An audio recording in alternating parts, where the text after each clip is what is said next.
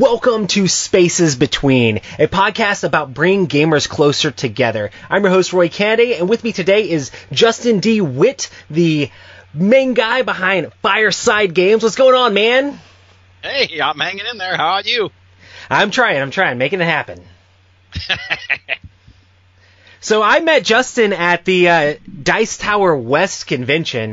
We actually were at a VIP dinner. We sat at a table together, and we ended up talking about a bunch of different publisher stuff and things like that. So I just thought it would be cool to have you on the show and talk about what you do at Fireside Games, what you've done with game design, and things like that. Yeah, no, that was a great show. We had a lot of fun at that dinner. That was our first Dice Tower we'd ever done. So, really? Yeah, that was a blast. First time ever of any of them, the cruises or East or anything. So, yeah, it was very good. So my official job title is Chief Creative Officer, which basically means I'm in charge of a lot of the design end of things. Oh, sweet. So I am the game designer of Castle Panic and a lot of other titles that we've done, and I've had a hand in the design of everything we've published, whether it's development or helping with another designer or whatever like that. But basically, everything that's come out with our name on it has been me underneath doing a lot of design work. I run the company with my wife, Anne Marie DeWitt. She's the Chief Executive Officer, and she and I basically handle 99%. So I should have said she is the head of Fireside Games. Yes, exactly. That's the precise way to say this. Has to keep you in line. That's what it is. Exactly. Somebody has to keep the boat rolling. No, and it really is. She has an amazing head for business. She's also the vice president of Gamma as we speak right now. She used to be a vice president for product development for an educational publishing company. So she comes with a very wide range of skills, not the least of which is business management and organizing and things like that. So she definitely keeps me on the right track. My background is more, I got a degree in graphic design and illustration and grew up playing board games and eventually decided, hey, I want to make my own board games after playing Settlers back in like 2000 and going, what is this? This is not like games I used to play. Kind of got addicted to it again.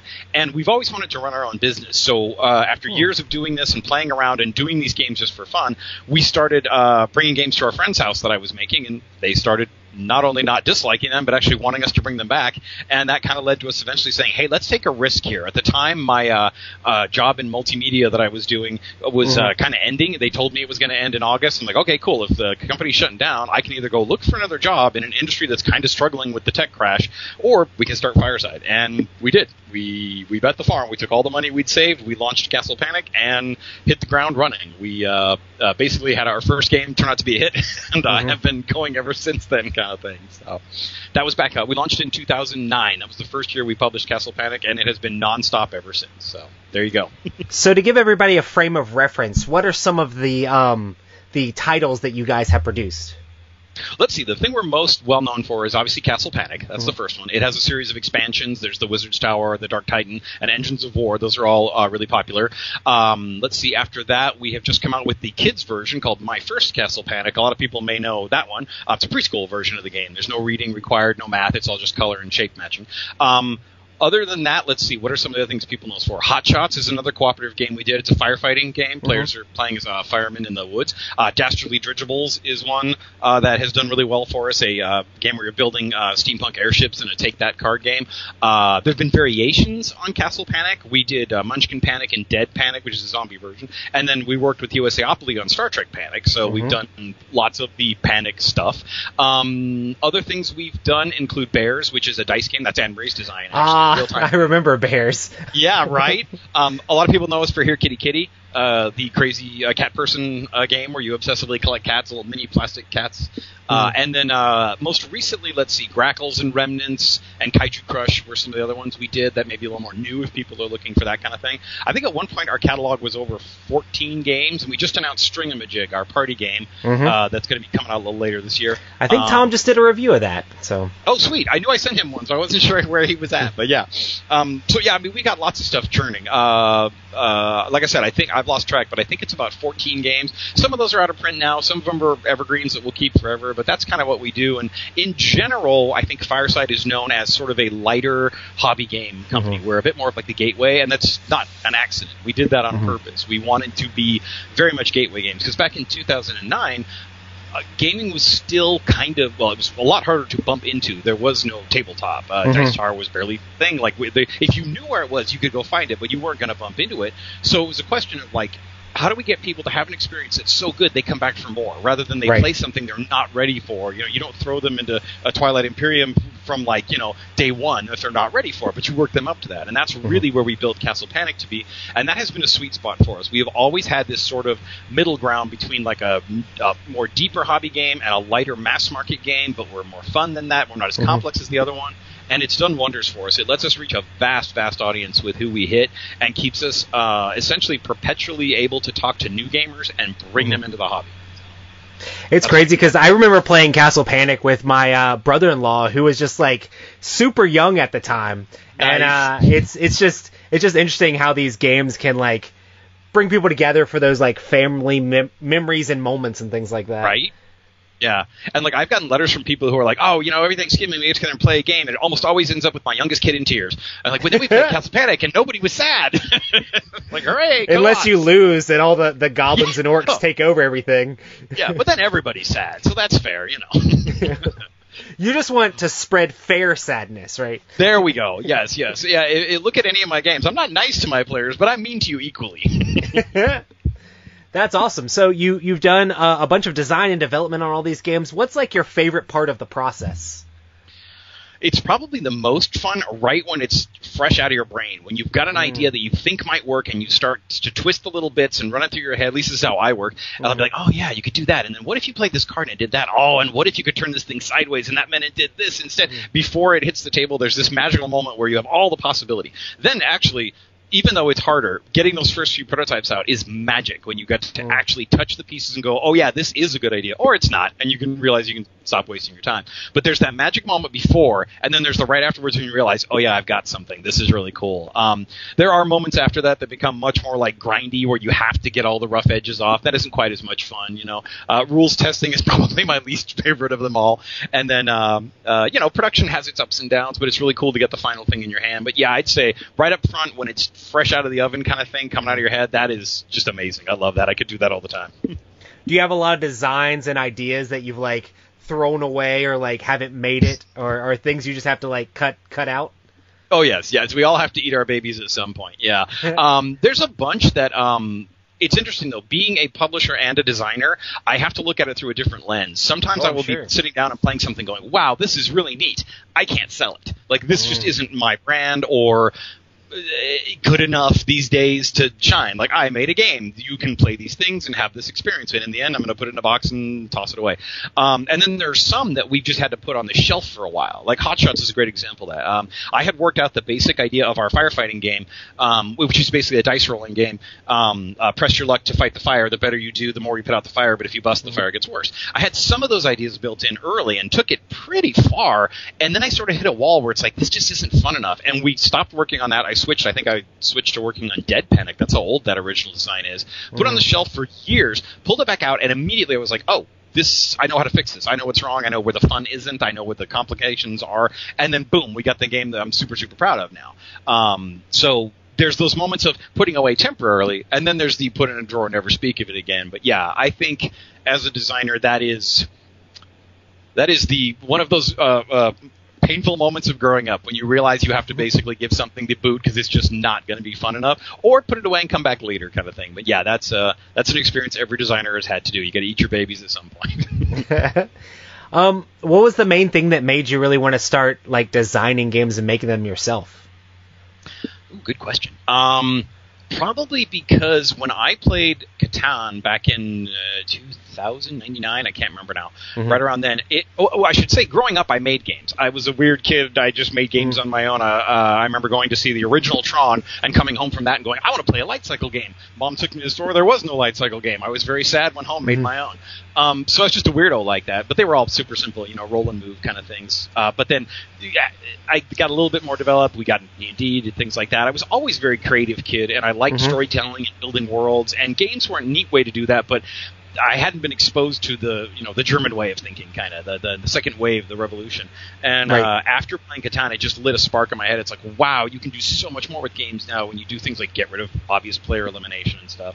And that really just lit a fire. And I mean, now it's been many 20-some years later, and it's almost like I can't turn it off. I was in the shower the other day, and I started thinking about this idea, and sometimes it'll be like I'll watch a TV show, and I'll be like, oh, it'd be cool to make a game out of that, or some weird thing will happen driving home from the store, and I'll be like, that would be a really uncomfortable, awkward game. I should make that. So it's like a disease now I have. I almost can't not make games out of things. The hard part is having the time to actually like fully make them versus that's some nice notes I'll write down and then never look at again for months or years.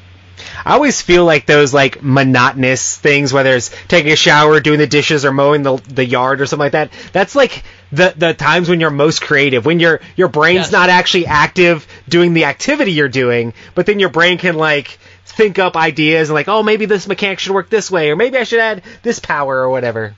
Yeah, 100%. I think there's actually a term for that. I forget what it is, but it's that idea of you focus on your craft so much that you have to walk away and get that break. You have to have that non-experience that's not part of what you're going for to get that reset. And sometimes it's as simple as, watching a movie to relax, but other times, like you're saying, you're doing that sort of, this requires just enough attention that I don't mow over my foot, but I'm going to pay, think about this. Hey, and you're joking, but literally Sunday I was mowing the lawn and I came up with an idea that's been trying to make its way to my head for the next expansion for Castle Panic that I've been hammering away on for a while. So it's there's something to be said for that monotonous thing. When you have something stewing in the back, it lets it boil up. It's really, really good. I used to work in distribution where we just like drive a pallet jack and like stack things on like boxes on a pallet. And it was just so monotonous the whole time. Like I made tons of D&D campaigns. Like nice. I have a game like that I basically fully designed in my. I mean, I guess I was double on the clock. I was like, I need something to keep my brain active. So I'm like, I'm just going to design this game, and hopefully it'll come out next year. Who knows? Exactly. That's how these things work. No, that's exactly it. There's a lot of truth there. A lot of truth. That's awesome. So yeah, if there was any tips you could give for somebody designing, I know, did you ever do like the whole pitching part of it, or did you just start like a company and start making your own games? Well, a little bit of, I can't really say that. I mean, part of it was when I first got started designing games for myself. It was just for fun, and I ended up, long story short, I got into a group with a guy named Phil Reed, who is the CEO of Steve Jackson Games. Back then, he just worked for Steve Jackson Games. Turned out we were in the same city. We got together one day to talk about this game we were both obsessed with, and I explained kind of, hey, I do this, I do that. He's like, oh, these are pretty good designs. What are you doing? I was like, well, I'm actually going to be looking for a job pretty soon. Oh, I work at Steve Jackson Games. Do you want to work for us? I said, yeah, please. That sounds amazing. So I went and worked for SJ Games for a while as a production artist. Nice. Eventually working my way up to production manager and stuff, and learned a ton about the industry. Oh, that's awesome.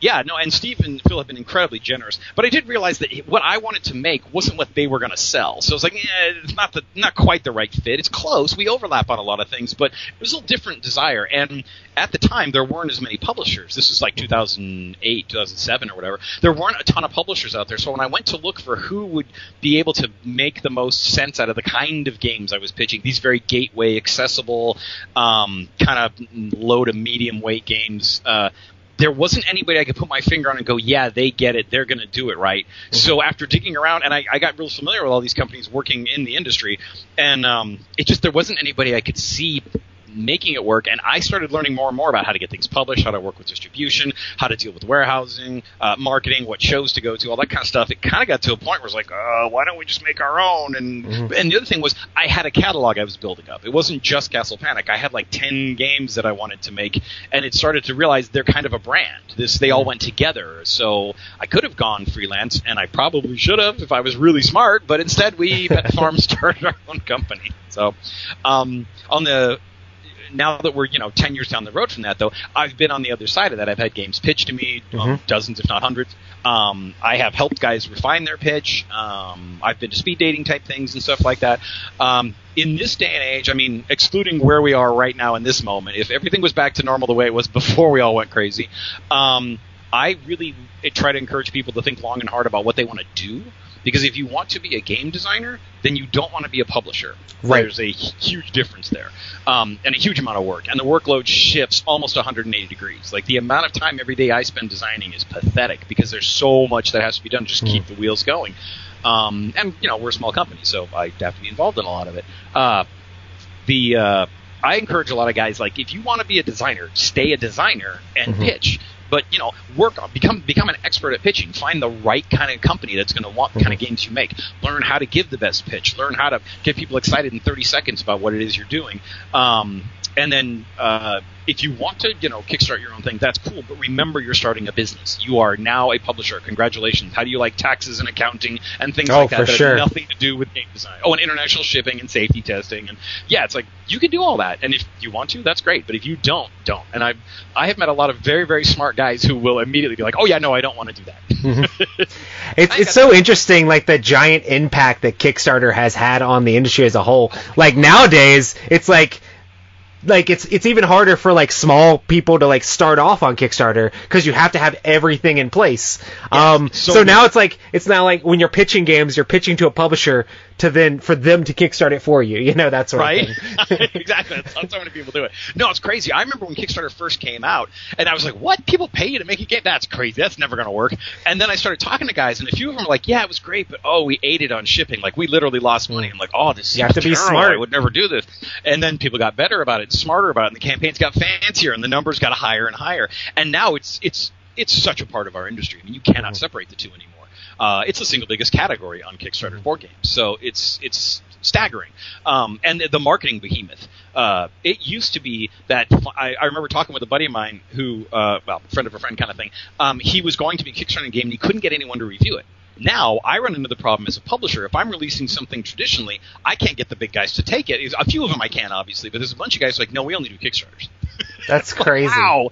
That's okay, I'll just send this to someone else then. And of course, everyone asks, "Oh, when is it kickstarting?" Like, no, it's in your store now. It's I made it already. It's done. They're like, what?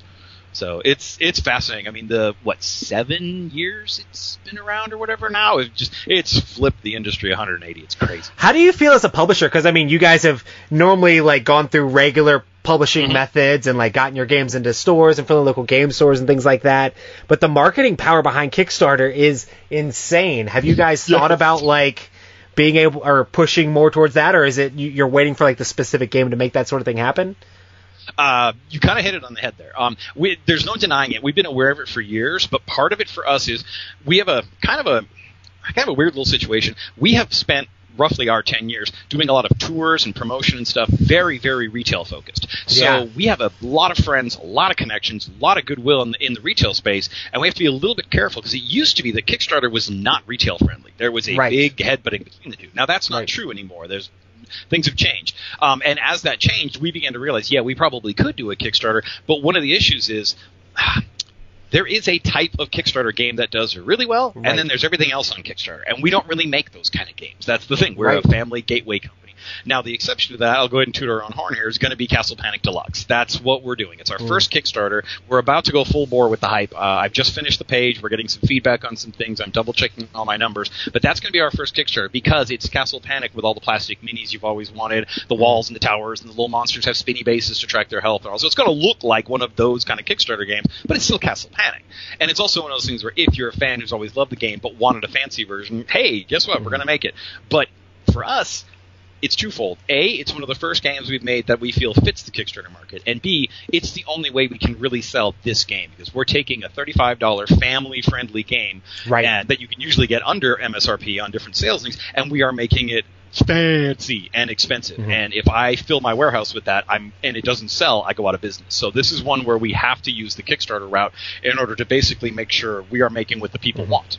So it's it's just interesting how much Kickstarter can help you like gauge interest in a game and help you figure out like, okay, well, we're selling this many copies, or especially when you have like a niche product like a super fancy deluxe version of something where it's like you kind of have to really already be a super fan of Castle Panic, but you want this fancy, nice, cool looking thing in a nice box. Like it's just interesting the way that Kickstarter makes it so you can gauge that sort of well, and reach that audience. Sort of thing. That's the amazing thing now, right? I mean, think of how crazy it is. Of all the projects that exist, some of which are great, and some maybe not so much, but like things that literally were just born out of passion now can be done this way. You couldn't do that back in the days. It had to go through all the normal filters. Some of those filters are good. They help make sure it's a well-balanced game, it's been played right and all that. Some of those filters, though, have probably stopped some neat games from getting made in the end. So it's fascinating to see it that way. And the marketing hype. There's no denying that when a new Kickstarter, comes out, it takes over all the air in the room, is what we like to say.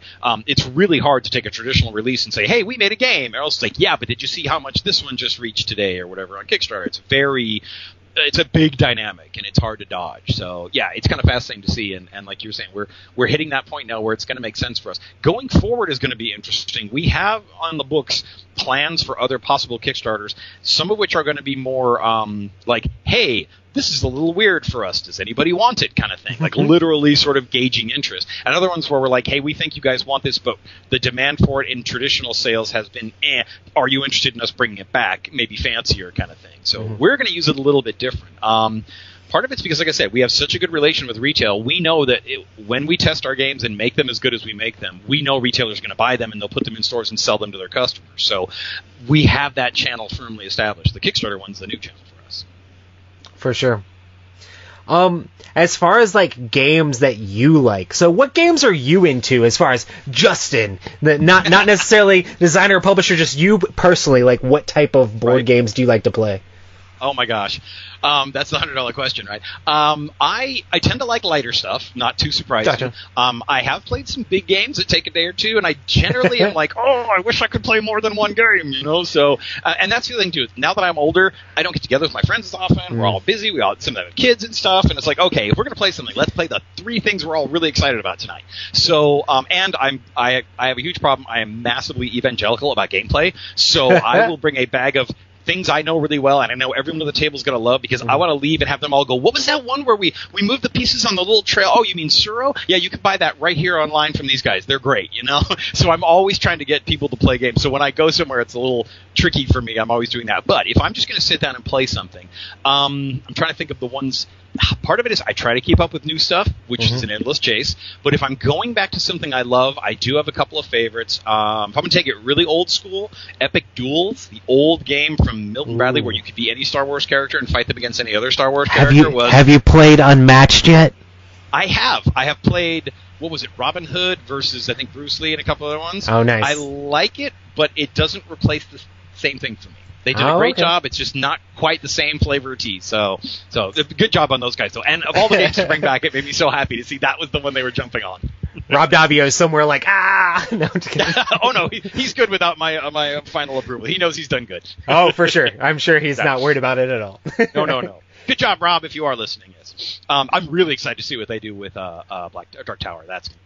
I don't know. I'll just sit here quietly oohing and eyeing, waiting. Yeah, it's crazy, like the stuff that Kickstarter can actually make happen. Right. The fact that Dark Tower and like all these other games were on Kickstarter all at the same time, multiple Kickstarters all over $1 million, like at the same time. You're like, what? Like you would think that board gamers would only have a certain amount of budget, but yes, I guess maybe not. I mean, all of these things just keep going up, and people are like, yes, I want more, want more. It's like, okay, cool. The economics of it are literally fascinating. There are so many conversations I've had with other publishers like, is there a bottom to this? Like, does it run out, or can we just keep going?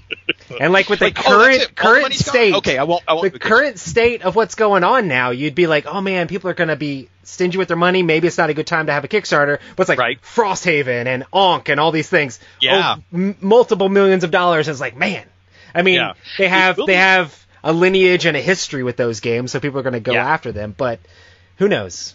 It's going to be interesting to see. I do think as the longer this all goes on, and if we do start hitting recession, depression, board games typically have been recession-proof for the most part. They tend to fight through these economic shrinkages, but we've never seen anything like this. So I don't know how that's going to go. I would not be surprised if we see a shift away from the really expensive games, but I think Kickstarter can help with the cheaper games too, maybe then. That may be one of the trends that changes. I don't know. I don't have a crystal ball. I wish I did right now. We're kind of launching ours in the sense of like, we got to do it now. It's like it's been ready for a while. I feel like that's how most publishers are. It's like you have a timeline. You got to stick to your timeline, rain or shine. Yeah, exactly. So yeah. I would say I got to give a shout out to while we're talking about games that I love, Splendor, Tsuro, the one I was just talking about. Love those guys. Oh my gosh, I'm looking at my catalog over there and being like, I haven't played that yet. That's in Shrink still, yeah. Those are some of my like go-tos like that. But I'm always looking for new stuff. I just cracked. I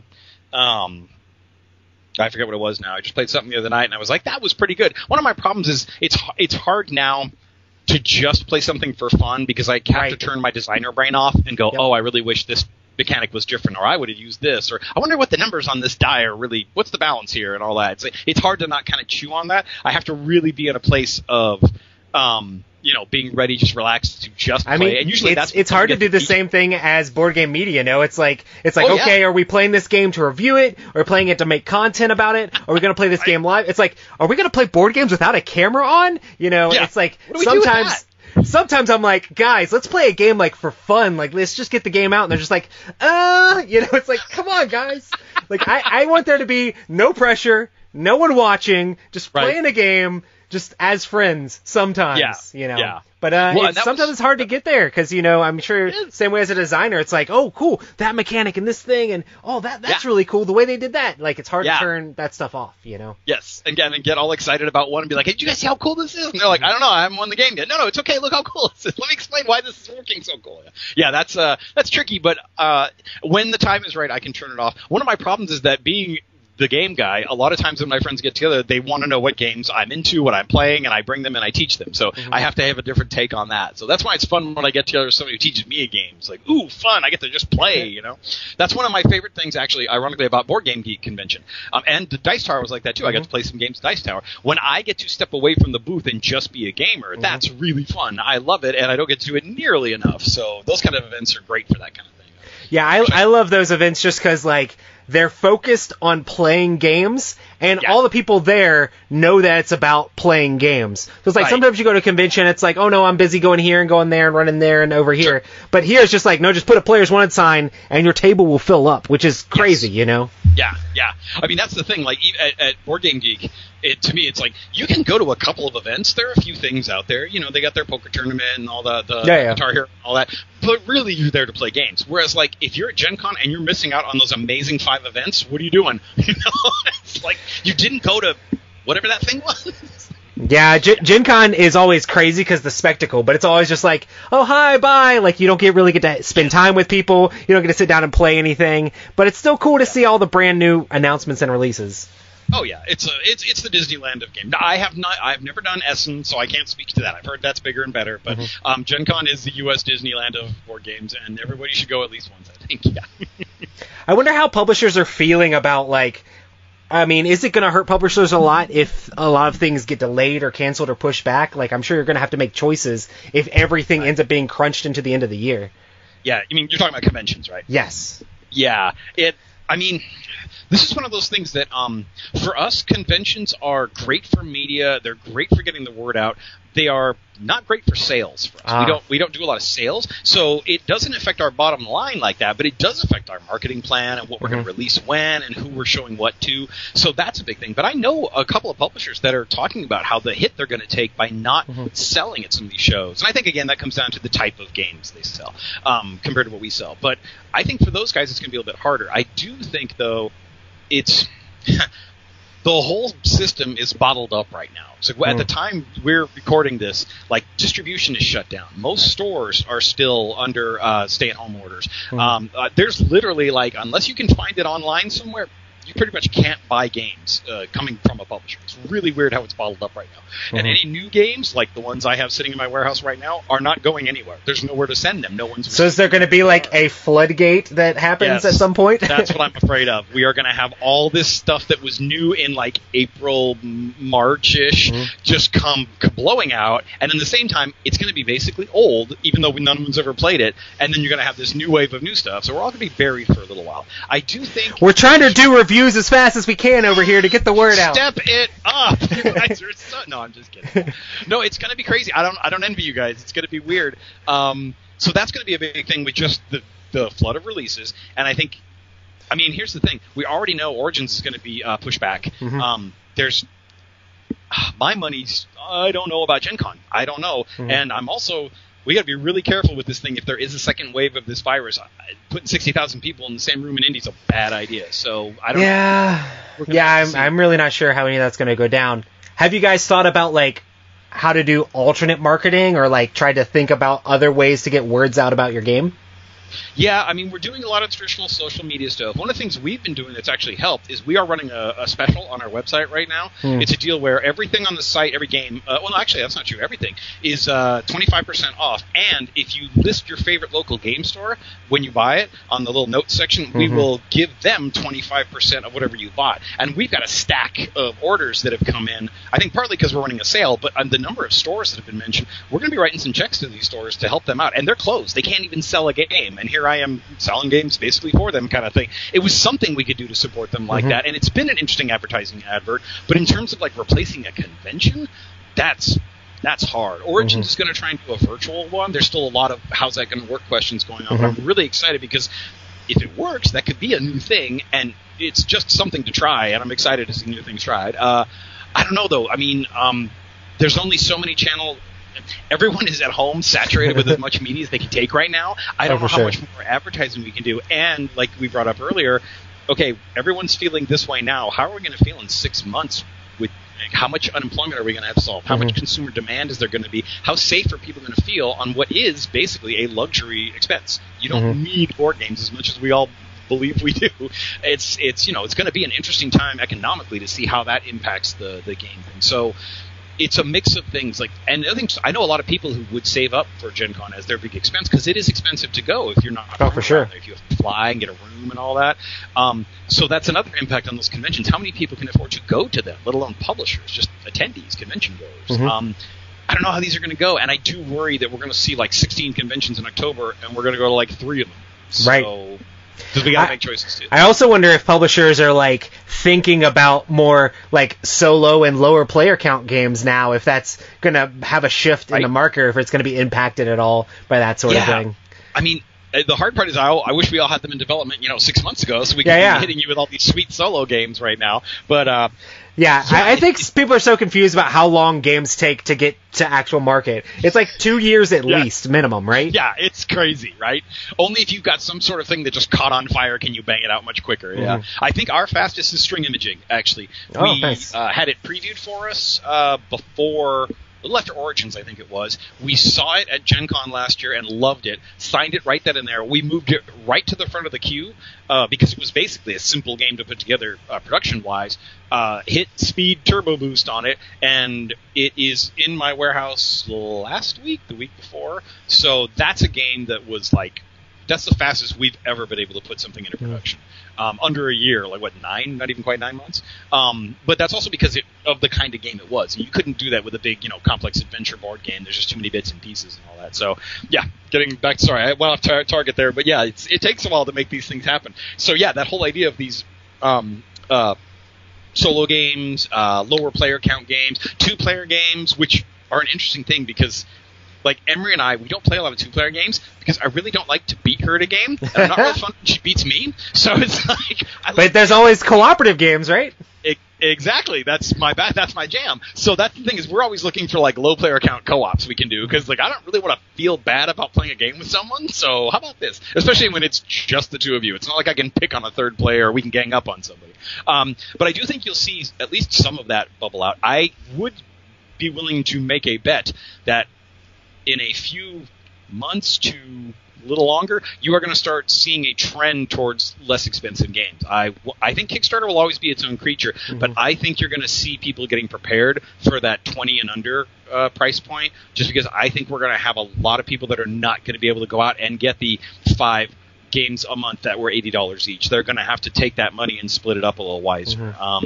We'll see. Maybe I'm wrong. I hope I am. I would love to be completely wrong on that estimate. But I think that's going to be a smart choice as publishers to try and keep our fans happy as economically as we can. Oh, for sure. Yeah, it'll be cool to see how things all come back together. I mean, I'm really missing the whole game group experience, and I mean, I've done some remote playing here and there, and that's been a lot of fun. Ask you. Have you tried to do any of that stuff before? Not before, but we've done a couple since then. I have a really good friend who actually has rebuilt her entire kitchen table to be this. She went out and bought like a special camera mount on a stand. She got an extra light, and she's been playing games with us. That's been fun. We did it with some friends of ours on our kitchen table. Set up the iPad with a bunch of books underneath it to point at all the cards, and we rolled dice and told them their results and all that. But it's a challenge playing a row. But how about you? Have you had any awesome success with it?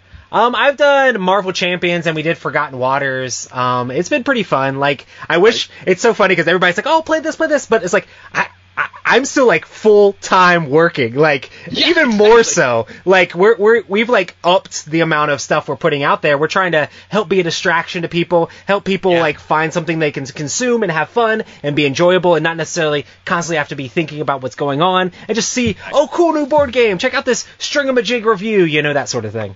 Mm-hmm. I know it's the same way. I see these people online talking about how, I'm so bored. I started, inventing new ways to cook spaghetti. I'm like, oh my god, I'm so busy. How do you people do this? like I'm jealous. Yeah, I work from home anyway. This is my office, so it's like I don't go into the office anymore. I'm not seeing any more people now. I just can't see anybody, and I've still got this massive schedule of things that need to be done. So in fact, I'm probably like shooting a video tomorrow, kind of thing. So it's like, still got lots of stuff to do. So has it been harder for like playtesting and development and stuff like that? Or are you guys still able to get that stuff together? We actually haven't done much playtesting right now because of where we are and what we're working on. Oh, gotcha. That's kind of lucky. I know, really, the timing is fantastic. The newest games we'll be working on are going to have their playtest needs in a little while, which I'm hoping we'll be coming back from. But everything we've been doing up to then is sort of the preloading and the marketing end of things. Because we're such a small company, we kind of have to sort of take these big jumps from it's like, okay, now we're marketing. Okay, now we're developing. Now we're marketing. Now we're developing. And we were just happened to be on the right swing, the right foot of that when all this came down. So I've been buried in like making web banners and shooting videos and putting together Kickstarter pages and all that kind of stuff, which has been very lock me in a room and I can do it. But we are getting really close here. I actually have the next playtest coming up before long that I'm going to need to start knocking on doors, and that's going to be a challenge. I've talked to some guys who've used like Tabletop Simulator and stuff to do that. There's some things I could do with a webcam and sort of, hey, do you have some dice at your house? Here, I'll show you. Or send them a print and play and we sort of play together. But yeah, that's going to be interesting. I'm very glad I haven't had to solve that problem yet. I got enough on my plate, but I'm curious. I bet there's some designers out there that have had to do some real juggling to make that work. Yeah, I've heard a lot of people are having to like utilize Tabletop Simulator, like you said, and I know some publishers have started like using Tabletop Simulator to show off their games to different like board game media people. Be like, okay, cool, I'm gonna have a demo for you because we can't meet at this place or that place. I would normally try to show you the game in person, but I'm gonna show you this game over the internet. And I mean, that might breed stuff that carries on, like has a lasting impact afterwards. I mean, if you can get your stuff on Tabletop Simulator, you can play test with your developer that's on the other side of the country and this head play tester on that side of the country that you would normally all play it apart. Now you might be able to play some stuff together. I mean, there might be a little bit of something there that could continue and actually be beneficial. Yeah. No, it's going to be interesting. I will probably be digging into that more than I ever had in the upcoming months here as I get ready for this stuff. I'm hoping, we can all get back together before too long, but, we got to be careful about it, so we'll see. It's a brave new world. So you said you did graphic design and like art type stuff. Do you do that stuff for your guys' own products, or do you outsource that to other graphic designers? A little bit of both. Original Castle Panic, I did all the art for. Oh, crazy. And also with Wizard's Tower, Dark Titan Engines of War, I did at least the pencils on that. I outsourced the coloring to some artist friends of mine. And then we've also worked with a lot of outside artists for things. I also did the art for Bears, the really cartoony bear game. That's more my style of art anyway. But then after that, it's always been me doing art directing, bringing in artists and working with them, which is really nice because I speak their language. I know exactly how to talk to them. I can show them sketches. We can draw on the same picture. And, move this over here. Make this darker, make this lighter, bump up the saturation. So it makes it really easy to work with like that. And then as far as graphic design goes, I do all of our production and layout and getting things ready to go to press, which is another thing that, like I said, when you start your own company, how are you going to handle that? Well, it turns out that's one of the things I do. That's been a big thing. We have also outsourced that.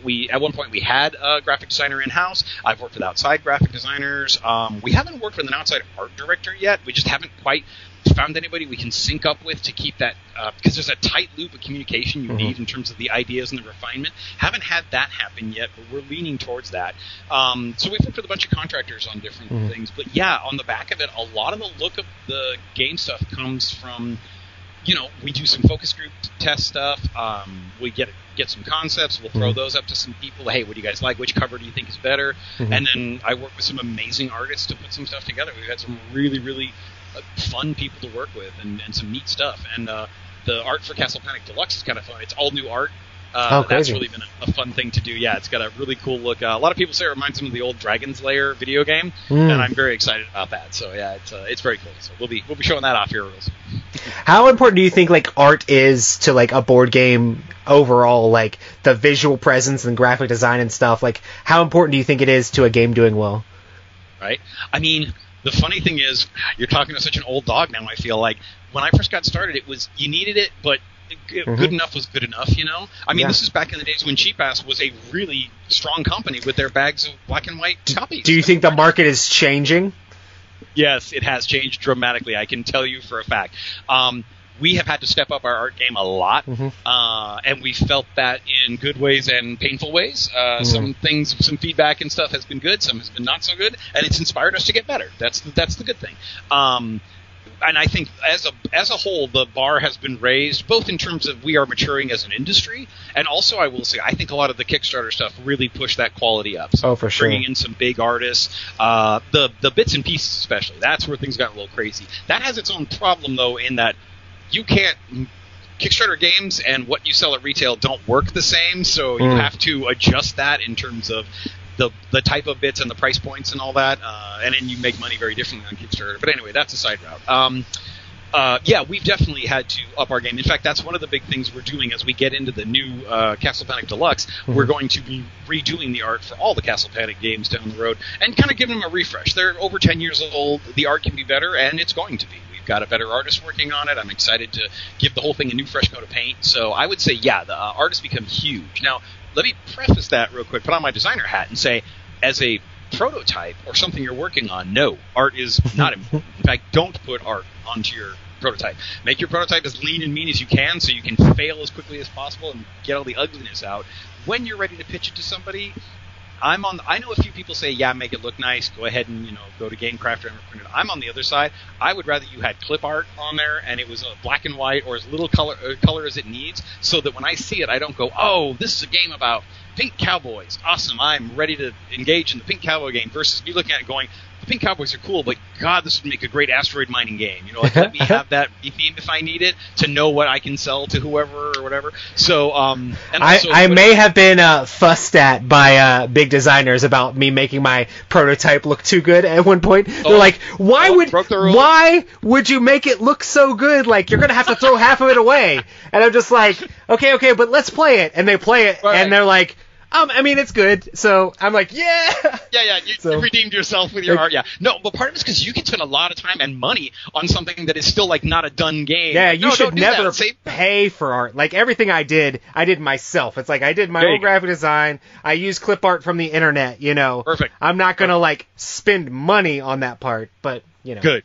I have seen prototypes that were. I had one pitched to me that was somebody had paid an artist to do art, and it wasn't done. This was a game that was an alpha version, and it was no, you need to go back to the drawing board on everything in here. And illustration is not cheap. No, good art is not cheap, and it shouldn't be. It's a skill. You pay for it, and it's worth it too. A nice shiny cover and good art sells a game, because that's part of it too. We've got 6,000-7,000 SKU. Well, we used to 6,000-7,000 games coming out a year. You've got to have a cover or a concept that catches people. So you need that good art. So people walk in and go, "Ooh, what's that?" Instead of, "I don't like that." You only get a couple of seconds before they're on to the next 1,000 games. So yeah, make it fancy, make it shiny, and get cool artists to do cool things. It's fun. I'm a huge fan of games that have good table presence and just immerse you in that world. I'm known as a thematic gamer, I guess. I also like heavy games, so I'm really big into games with story, games with theme, games that just look good on the table, because I'm when I'm gonna take the time to sit down and play this board game, I want to be immersed in a world and hang out with my friends and be able to create memories together. I don't know. And I know some people they don't care about that at all. It's like, no, I want to turn this brown cube into a slightly different brown cube, and that's Maybe what they really like. Yeah, no, and that's a big thing. That's one of my things too. When you talk about games I like to play, there are games I like and games I'm not that into. And if the whole thing is to turn cubes into circles and then back into beans into peas, I'm not sure I really care that much. It's like I don't get into that. I have a hard time really getting into it, and I can tell there's a puzzle that needs to be solved that I may not be smart enough to solve. So let's just get to the fun part. I would way rather play something super thematic where I get lost in it and I want to know what happens to my character or my spaceship or whatever, like what's going on, what's going to happen next, and get excited and invested in the thing. I mean, that's one of the things that we hear a lot about people when they play Castle Panic for the first time. They're surprised at how excited they get, and that sense of dread you get when the monsters are about to kill you, and you really feel like you've lost when you lost. And it's like, yeah, that was the plan. I wanted to give you an engaging experience that is a game that you could win or lose kind of thing. And I love that kind of stuff. I'm a huge sucker for good theme, good engagement, and like you said, table presence. If I sit down and go, ooh, what's this? And it pays off that it feels like it, that's great. I get bothered when I sit down to something that looks amazing, and in the end I'm like, oh, I'm pushing cubes, aren't I? They're just cool minis in it. Okay, all right, well, I'll push the cubes and do the best I can, but push those more, So it's interesting because people like all sorts of different stuff. So. Oh, yeah. I mean, and now is a great time to be a gamer, man. I mean, what are you into? 20-minute card games, 3-hour-long, giant epic simulations of things. I'm not much of a war gamer, but I have a buddy who kind of is, and he's been telling me even that stuff has gotten so much better than it was in the 90s or whatever. It's fascinating. I'd say we've gone a little over on Golden Age, and we're into a bit of a glut in terms of you can't keep up with it. Oh, but for it sure. is amazing. If you know what you like and you are willing to put the time into finding it, you can just fill your shelf with cool stuff. And it's so crazy because there's so many good games that come out each year. I mean, there's tons that are meh, but there are tons of good games. There are tons of great games. It's hard for the consumer to even play all of the great games that come out in a year. It really is. Yeah. I took my aunt when she came to visit a couple of years ago to one of the local board game stores to show her kind of what we did. And she got a kick out of seeing our games on the shelves. That's awesome. But we took her to 2 of them. I wanted to show her 2 of them. By the time we got to the second one, she was like, I don't understand, what do I do when I walk in? It's like walking into a library and you've never seen a book before. What do I do? Where do I go? I know, I'm sorry, our stuff's over here, and I would pull out one and go, play this, you'll like it. But she walks in and all hot stuff's up front, most of which is $80 to $90, takes 4 hours and has minis of terrifying monsters. If you want that, great, but if not, where's your stuff? So yeah, no, it's a great time to be a consumer. It's a terrible time to be a new gamer. You have got to have a friend or know how to search for stuff, or it is a wall of stuff. And the other problem, too, and I've seen this happen, I actually have a couple of friends who don't really play games anymore because their first 3 games were bad choices for them. They were things that they didn't want to do. They were overly complicated. They felt dumb when they didn't know what to play. And now they associate the hobby with kind of being intimidated and dumb, and it's boring and it takes too long. And I'm like, oh, I wish you'd played these 3 games first instead of the ones you did, And that's a bummer. We lose a lot of people that way, I think. There's a navel gazing we do as a hobbyist that doesn't work for new people. Right. But if they can break through that, then they get on the ride with us and they're good. They're good to good people. I really wonder what we can do to help break down those barriers of people that are outside the hobby to get in. Because I mean, so many of us were taught by other people, but how do you pick up a board game and learn with a rulebook how to play this thing when you're not? Yeah. I mean, we have to make sure that our rule books are not just saying crazy things tap this and exhaust that and crazy weird words that people might not be used to, or Yeah. So it's exactly. I mean, you kind of hit the nail on the head there. I think one of the things is make a good rule book. Also, one of the things I think, and this gets back to your art comment, make sure you're delivering what you're promising. When your cover looks like a light, fun, happy game about, juggling marshmallows, make sure that's what it plays like. Don't make it a massive brain burner, cube pusher. Make sure it is that kind of thing. Whereas when it's got big scary monsters and flamethrowers, okay, cool, I know what I'm getting into. I'm going to push these guys around a table and blow up my friends. That's cool. Just like a truth in advertising there that pays off. If you reward your fan base with that, they will know what to expect from you. That's one of the things we've done. We tried to be really good about, here's our cover, here's our game, here's what you get, and it's paid off. We have loyal fans who buy everything we make kind of thing. It works. I think the hard part is, as a consumer, it's like getting into anything new. When you're into any kind of hobby or genre of something, you're going to have those first few bumps that are going to be weird. You almost have to have someone hold your hand, or there's a lot of really good stores out there that will do this. They will engage their consumers early on. They walk in the store like, hey, can I help you with anything? And they arrange their stores kind of from light to heavy. So as you walk in, you're like, oh, you guys sell Monopoly and such. Hey, what's this? I've never heard of Bananagrams. What's that about? And they learn what that is. And then you ease them into the hobby, because you got to remember, for so many people, their idea of mechanics is roll and move. That's it. That's all or maybe Uno. That's their idea of a card game. So like anything else, you're blowing their minds. I have seen grown adults, experienced doctor-level adults, have their minds blown playing Castle Panic, because they've never dealt with a board game that does what this does. They've never played cards like this. They've never had to interact with pieces in this way. And it's fascinating to see that. But once they get it, they're on board, as long as they don't get like hurt by it. You know, if they're not burned out or embarrassed.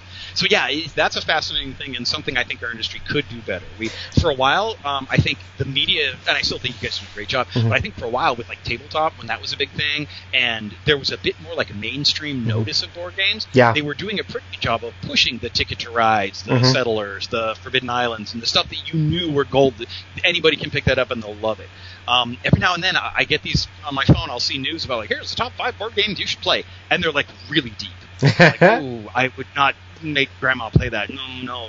So if we can stay approachable, we slip that slope just the right way. I would love to see game stores have like a start here section almost. Right. Or like the start space, like just a section where, I mean, not like Candyland, but like basically like, you know, the starting space, and you just have like the classics, or the things that are just going to be easier for people to get into, and there's not going to be a whole lot of rules overhead, just in case you want to start there. Like, these are some games that are like the classic go-to gateways. It'd be cool to see. I haven't really seen stores organize their games necessarily that way. I would love to see just like a small section, or maybe you just pull just one Catan out and set it, and one Ticket to Ride out, and one Castle Panic out. I mean, that's one of the things. Amory and I have done these tours for years where we go around the country in our van, and we just go to stores and we demo and we play and we teach store owners how to teach player games and stuff.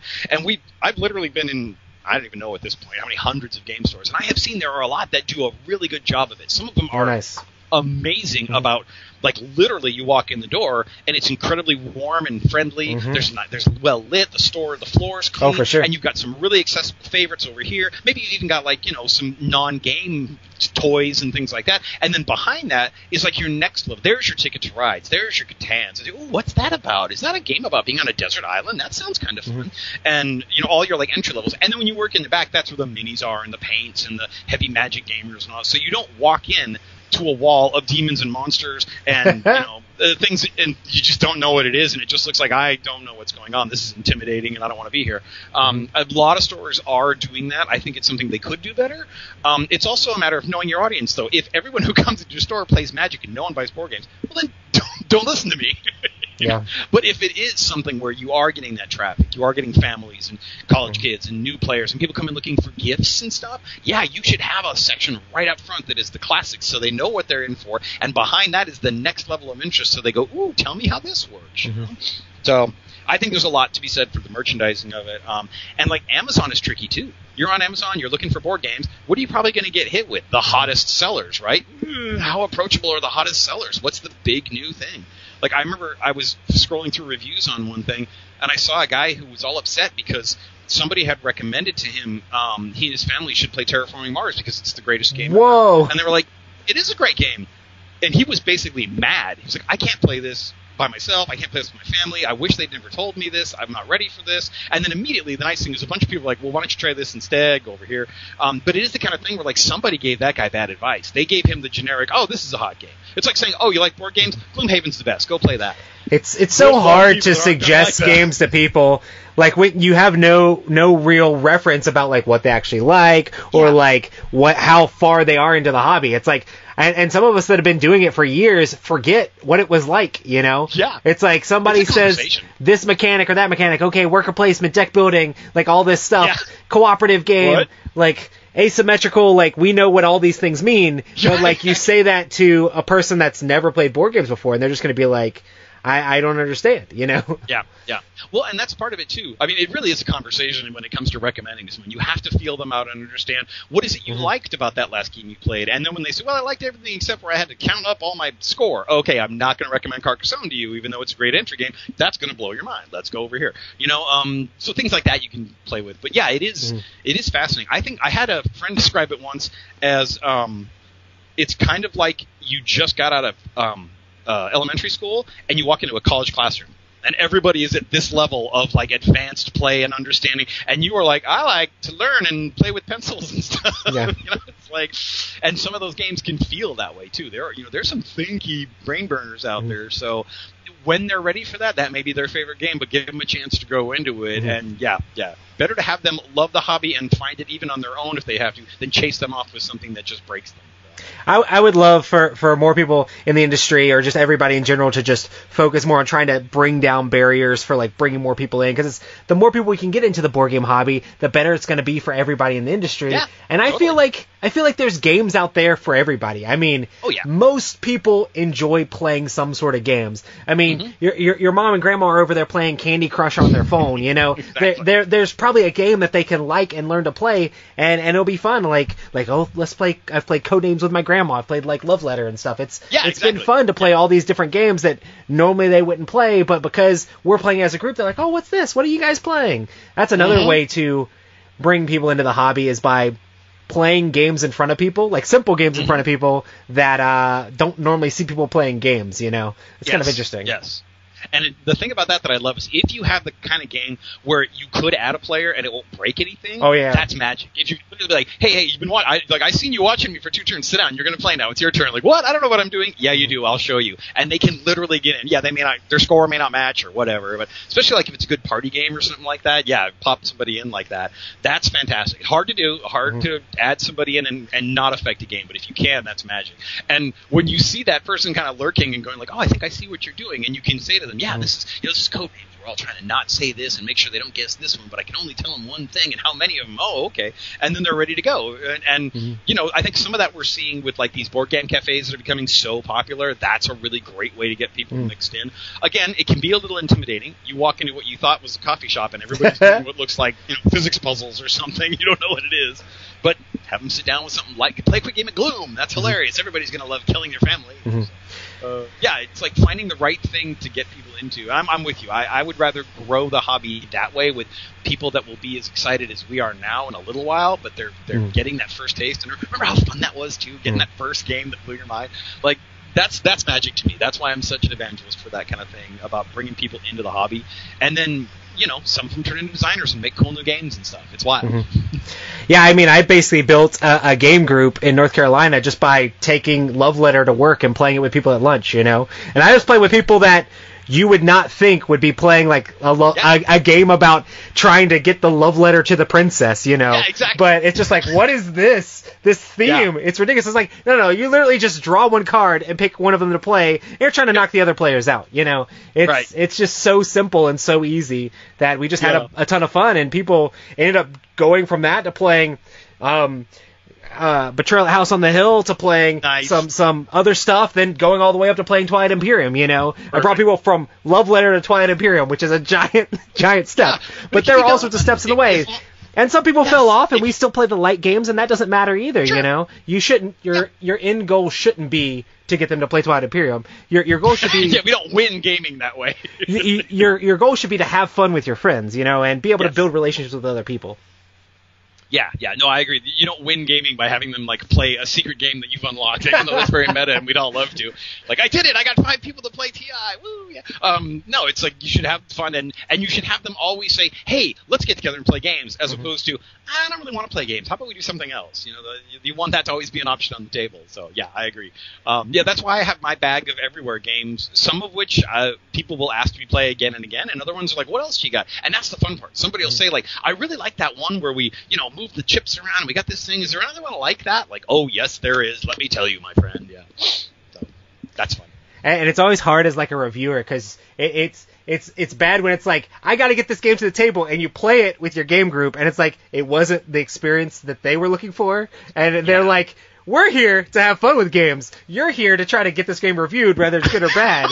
And you have to step back. Yeah, you have to step back and be like, oh, wait. Let's play a game we all like. We got to take a breather. Right. You know.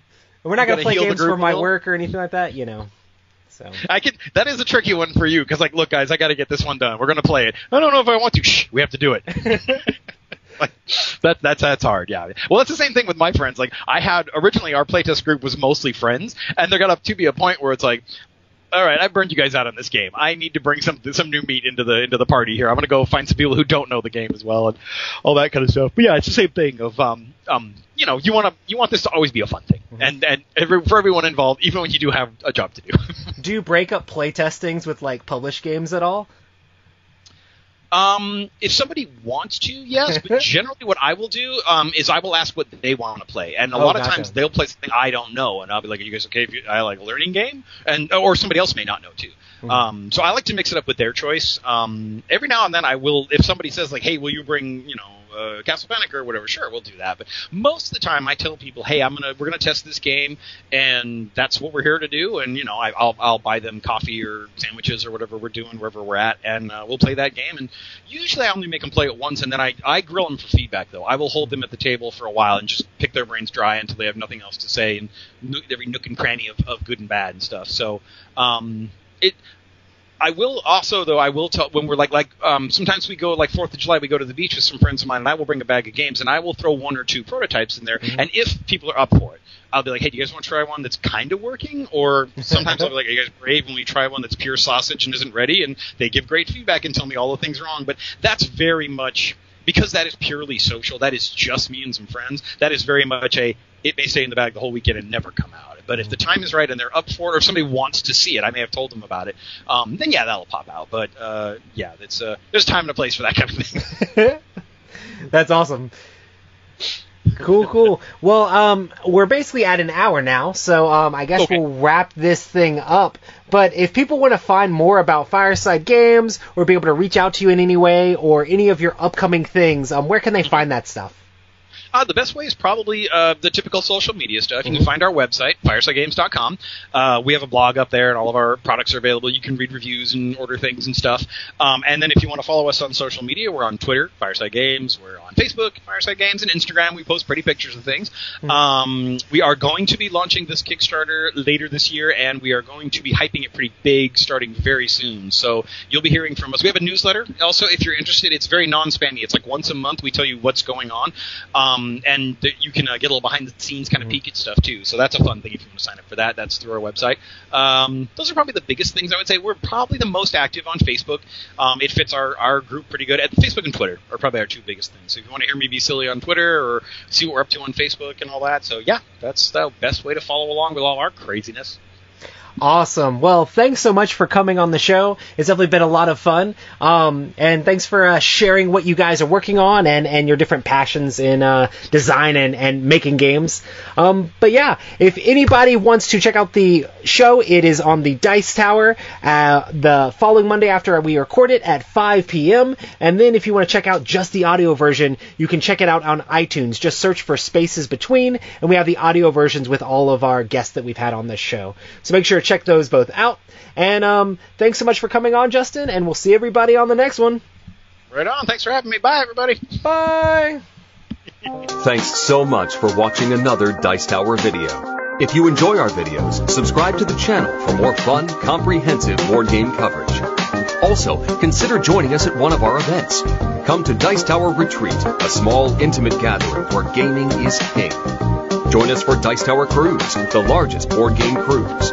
Attend Dice Tower West in Las Vegas for gaming fun on the West Coast, or Dice Tower East in Orlando in sunny Florida. Dice Tower Conventions, the friendliest gaming conventions on Earth. I'm Eric Summerer, and you've been watching The Dice Tower.